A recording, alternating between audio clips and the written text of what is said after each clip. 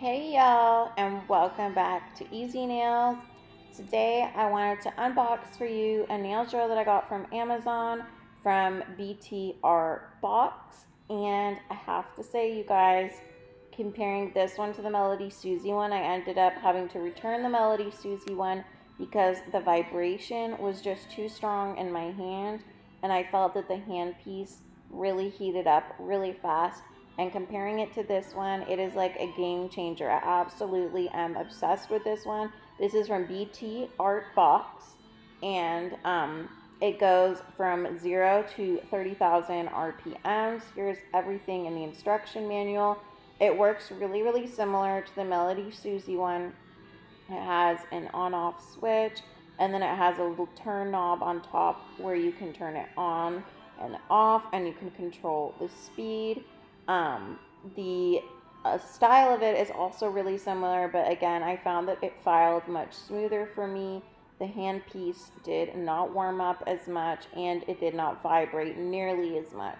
So I highly recommend this, guys, if you're looking for a new nail drill. This is a e-file. It is a cordless one, and the charge keeps up pretty good.